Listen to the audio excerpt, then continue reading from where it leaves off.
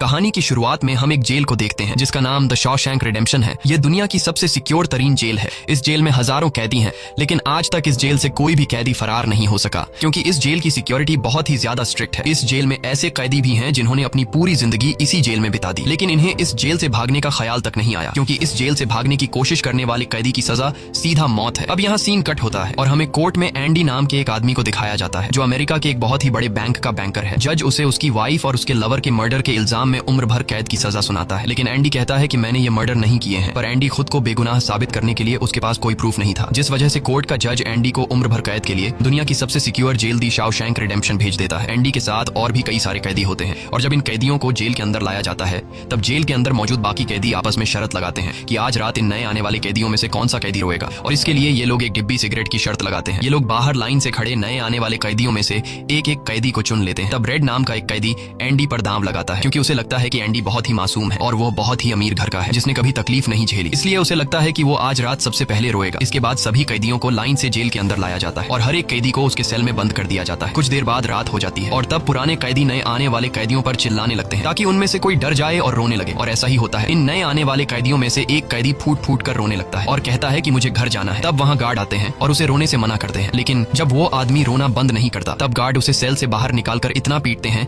कि वह बेहोश हो जाता है। दूसरी तरफ रेड एंडी पर लगाया हुआ दांव हार जाता है और रेड समझ जाता है कि एंडी बहुत ही स्ट्रांग है क्योंकि इतना डराने के बावजूद उसने एक आवाज तक नहीं की। इसलिए अगले दिन रेड अपने साथी को सिगरेट का एक डिब्बा दे देता है क्योंकि रेड एंडी पर लगाया हुआ दांव हार चुका था। तभी हम एंडी को देखते हैं जो अकेला चुपचाप ब्रेकफास्ट कर रहा होता है। तब एंडी की मुलाकात जेल के सबसे पुराने कैदी ब्रुक्स से होती है। ब्रुक्स को यहाँ इस जेल में लगभग 50 साल पूरे होने वाले हैं। एंडी समझदारी से ब्रुक्स से इस जेल के सभी छोटे बड़े रूल्स और हर एक कैदी के बारे में जानने की कोशिश करता है। तब ब्रुक्स एंडी को जेल का हर एक सीक्रेट बता देता है और वो एंडी से कहता है कि अगर तुम्हें जेल के बाहर से कुछ मंगवाना हो तो रेड नाम के कैदी के पास जाना। ये सुनते ही एंडी भी इंतजार नहीं करता और वह सीधा रेड के पास पहुंच जाता है और रेड से कहता है कि मैंने सुना है तुम बाहर से किसी भी चीज को अंदर मंगवा सकते हो। तब रेड कहता है हाँ मैं मंगवा सकता हूँ, लेकिन ऐसी चीज जो यहाँ से भागने या फिर किसी को मारने में काम ना आती हो। एंडी रेड से कहता है कि मुझे हैमर यानी एक हथौड़ा चाहिए। हथौड़े का नाम सुनते ही रेड कहता है कि तुम्हें हथौड़ा ही क्यों चाहिए, क्या तुम हथौड़े से किसी को मारने वाले तो नहीं हो? तब एंडी कहता है नहीं, मैं किसी को मारने वाला नहीं हूँ, मेरा यहाँ कोई भी दुश्मन नहीं है। ये सुनकर रेड कहता है कि तुम्हारा यहाँ दुश्मन तो नहीं है, लेकिन जल्द ही कुछ लोग तुम्हारे दुश्मन बनने वाले हैं। वो कुछ लोगों की तरफ इशारा करके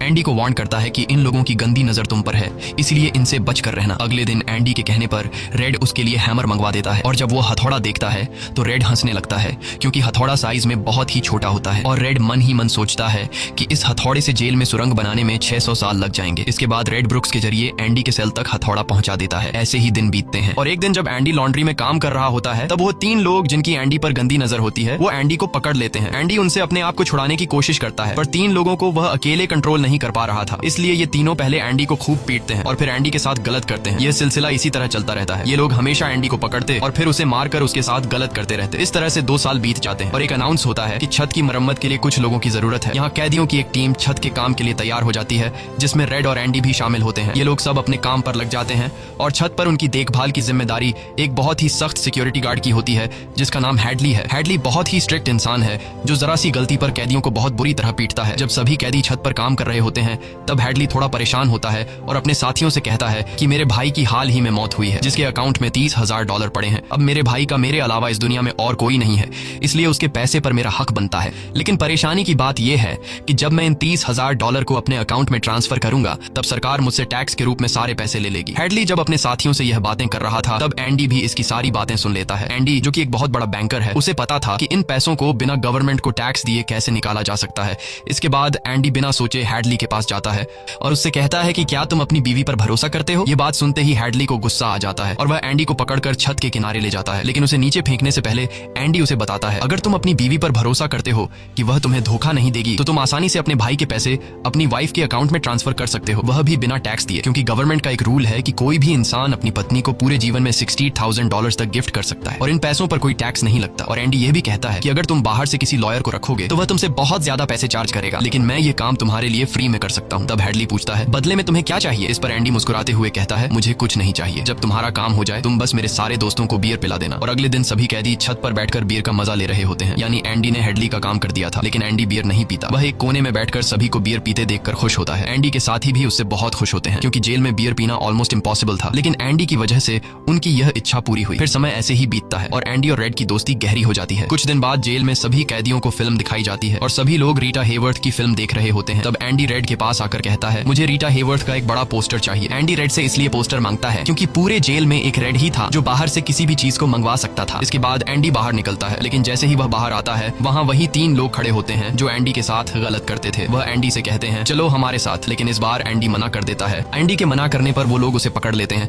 और उसके साथ जबरदस्ती करने की कोशिश करते हैं, लेकिन एंडी भी उनका मुकाबला करता है। पर वो लोग 3 होते हैं, जिस वजह से वो एंडी को बहुत ही बुरी तरह से पीटते हैं। पर आज ये लोग एंडी के साथ कुछ कर नहीं पाते, लेकिन एंडी को ये लोग इतना मारते हैं कि एंडी 1 महीने के लिए अस्पताल में चला जाता है और साथ ही वो आदमी जिसने एंडी को मारा होता है उसे 1 हफ्ते के लिए काल कोठरी में डाल दिया जाता है। 1 हफ्ते बाद जब वो वापस अपने सेल में आता है तो वहां पर वही ऑफिसर होता है जिसका एंडी ने $30,000 का टैक्स बचाया था। और इस ऑफिसर को किसी ने बता दिया था कि एंडी को इस आदमी ने इतना मारा है कि वो बेचारा 1 महीने के लिए अस्पताल में चला गया है। अब यहाँ वो ऑफिसर उस आदमी को इतनी बुरी तरह से मारता है कि वो हमेशा के लिए पैरालाइज हो जाता है। 1 महीने बाद जब अस्पताल से एंडी वापस अपने सेल में आता है तब उसे अपने सेल में रीटा हेवर्थ का एक बड़ा पोस्टर मिलता है जो कि असल में एक वेलकम गिफ्ट होता है रेड की तरफ से। इस तरह से दिन गुजरते हैं और एक दिन जेल का वार्डन सिक्योरिटी गार्ड के साथ एंडी के सेल में आता है और उसके सेल की तलाशी करवाता है। सेल की चेकिंग लेने के बाद जब वार्डन को कुछ नहीं मिलता तब वार्डन की नजर सामने लगे पोस्टर पर पड़ती है। वार्डन कहता है कि वैसे तो मैं सेल में पोस्टर अलाउ नहीं करता, पर तुम इसे अपने सेल में लगा सकते हो। दरअसल तलाशी तो एक बहाना होता है। वार्डन को इस ऑफिसर ने बताया था कि किस तरह से